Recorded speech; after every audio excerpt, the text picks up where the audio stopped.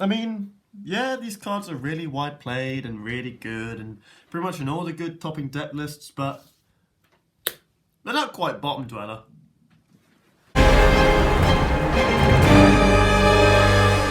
Hi guys, Freaky Fish Guy here with another video for the Year of the Water series.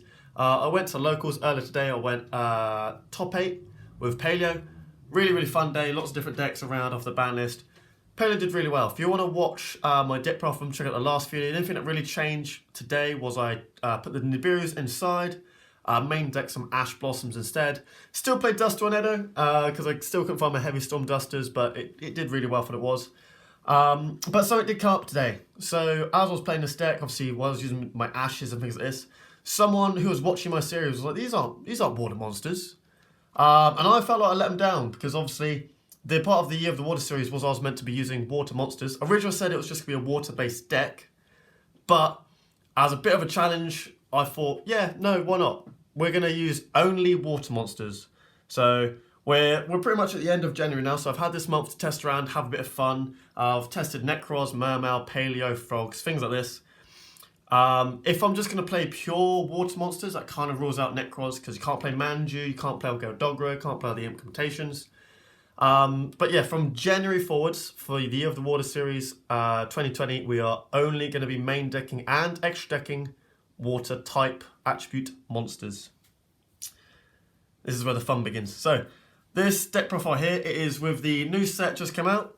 I quite like this deck, and we are using only water monsters, like I said. So if some of the choices seem a bit weird, that is why. But here we are for the new deck profile for this new challenge. It is Marine Cess. The reason I'm playing Marine Cess, but with a bit of twist, is because as a whole deck, they have the best win con that is just water. So the links lock you into water anyway, so you can't really go into things like Boral Sword, Boral Savage, the Topologics, things like that, which I was playing, obviously, in Paleo, which was basically their win con. You grind them out and then go into like a Boral Sword with Toad just to OTK. Marine Cess can't do that. So I'm not losing anything by only playing water monsters as such. So yes, 3 blue tang.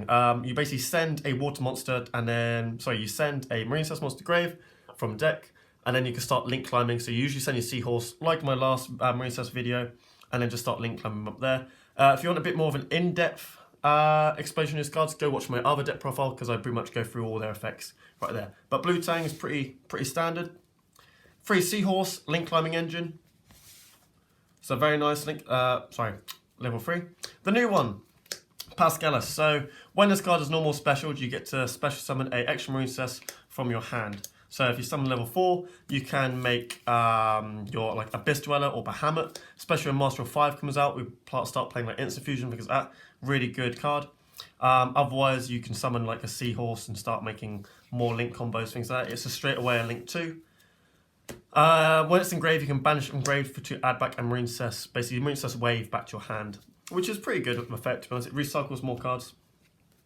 Finally, 2 Marine Cess Mandarin, just for an extra extender. You can send this to grave if you already have Seahorse access. It's a 1-for-1 target. We're not playing 1-for-1, but that's something you could play. There's quite a lot of Marine Cess monsters that are pretty good, but not, again, playing the level 5 because I don't see it that usable. But to buff up, again, using water-only monsters, buff up, we're playing a small frog engine. Marine Cess and a frog. So 3 Swap Frog, Run and Toad. In this build, Dupe Frog is just a brick. If you open Dupe Frog, there's no point in it, basically. So the idea is you open up a Swap Frog in one of the other water monsters. You go through Marine Cess combo, blah, blah, blah, blah, blah, add back your Marine Cess stuff back to hand, and then you can discard it to summon a Swap Frog, send Ronin, maybe, hopefully, bounce, do it again, send a Swap Frog, banish, and make a Toad that way. If you have enough extenders, you can sometimes make the Toad before you commit your play. That's why we play around Nibiru. Marine Cess just pretty much loses to Nibiru. That's the only main problem. As the year goes on, these will probably be ulti at this point. I'm playing water so much this year that yes, I'm probably going to save up, sell a few of my other decks that I'm not using, and make these ulti. So wait around for that, guys. They'll look really nice and pretty. And yes, this will be the deck that I'm going to be taking to regionals. So if you really want to see this deck in action, obviously please watch for the next couple of episodes. Now, the next card is probably the least played Ghost Girl there is, but we are playing 3 Spooky Dogwood, just because, again, It's the water hand trap. We're not allowed to play Ash from now on because it was a bit unfair today. I was also playing things like Inspector Board and Paleo in the side deck because it's a really auto win card against some decks, but again, it's not water and it warps my whole strategy. So it's Bigger Dogwood. It's basically like a pseudo maxi where its effect isn't that great, but the effect it has on your opponent is. So this can stop your opponent from comboing off too much game 1. Also, this deck suddenly becomes a lot better in game 3 now. We actually almost want to grind out to make it a game 3. So if we open this, we can cheese out a win. As horrible that is, but we need every bit of help we can get playing water decks. But yeah, I actually really like this card. I love the art. I love the fact it's secret rare. Maybe with more testing, this will actually become really good. But yeah, it will stop maybe a Spiral player in their tracks if they think I've got... they don't know what I'm playing, so I've just dropped this going second. They don't know what I'm playing. They don't want to commit too much to the board. Otherwise, I just get a ton of life points. So it's a win-win for me. Worst case scenario, you can discard it for Swap Frog to summon itself. So it's not bad. That is our monster lineup. Moving on to spells. 3 Silent Mining, search any Marine's card you need. Maybe Pascalis or the Blue Tang now. 3 Pot of Desires, just draw power. The only way this can go bad if we banish the one-off like Ronin Totem. Other than that, it's just we need to draw more cards because we are playing an inferior deck, basically. We're playing a very inferior build. We're not playing, obviously, good cards that we can max out on. 3 Call by the Grave, hand trap, stop, and also graveyard manipulation, so very nice card there. Going forward, this could also stop things like Quick Fix. Obviously, Spiral, in case you haven't noticed, are a very big deck again. Yay, 2017 called.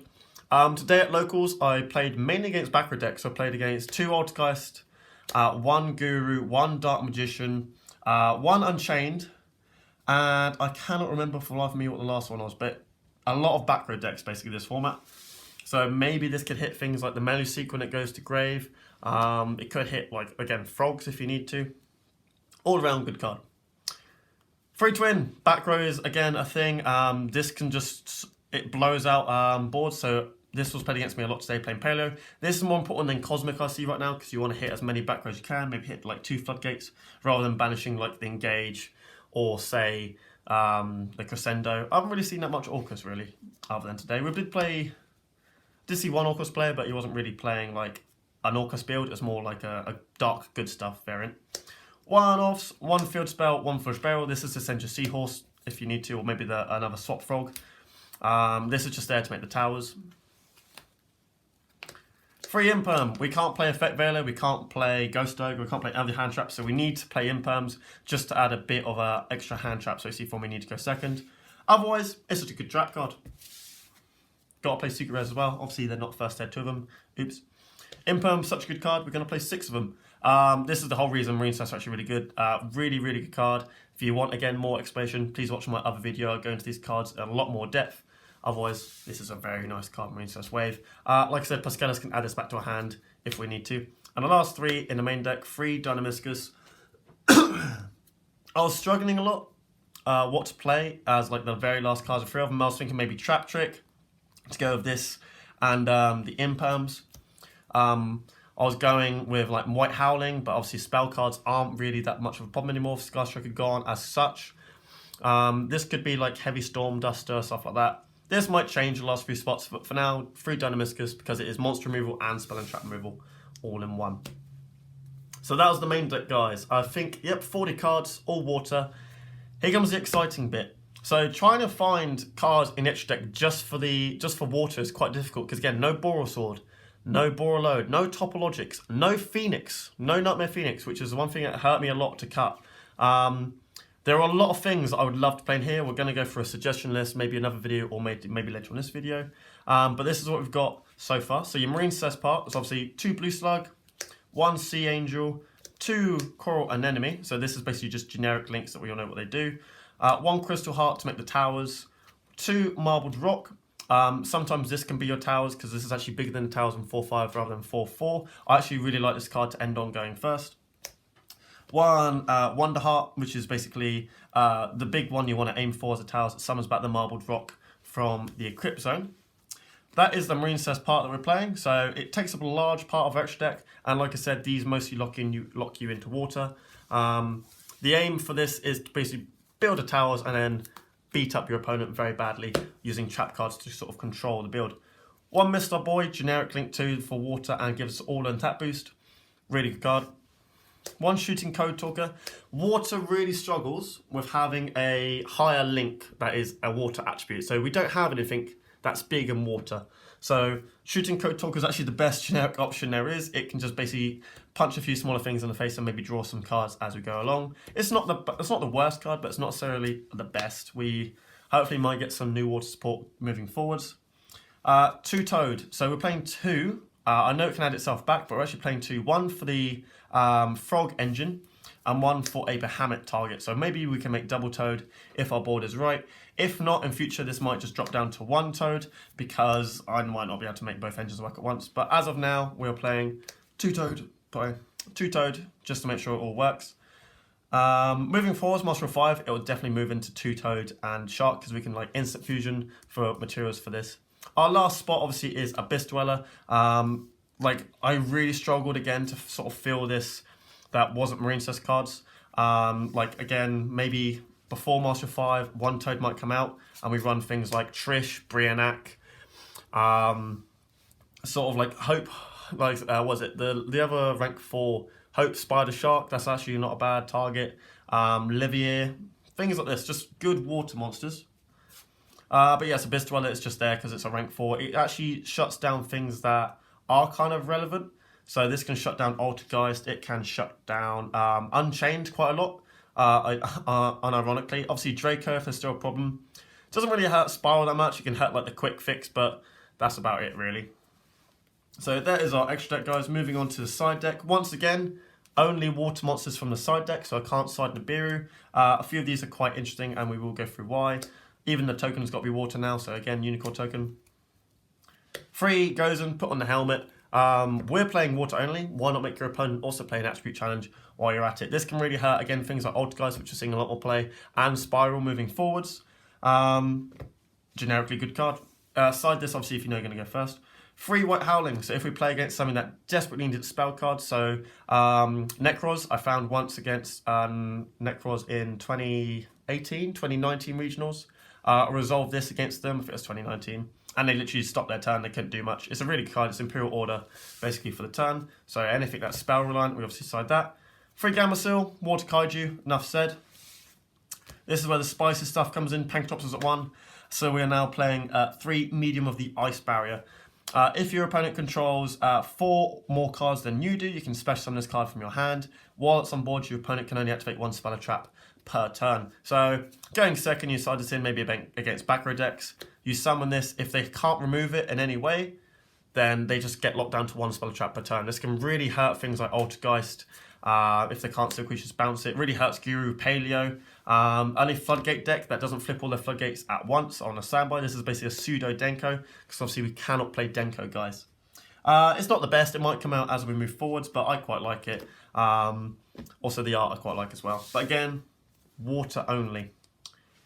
And then the last 3 guys, 3 evenly matched, just because we need some hope of moving forwards going second. This card's actually really good to format, again, with back row decks coming in. At worst, it baits out Solid Judgment, which is always 4k of the life, which is quite nice. So yeah, guys, this was my Year of the Water, basically Mark 2 now. Water only decks. Let's see how we do moving forwards. Next locals, we'll probably be running this, and again, I'm not expecting to win many games, but we'll just see how the journey goes, where it takes us.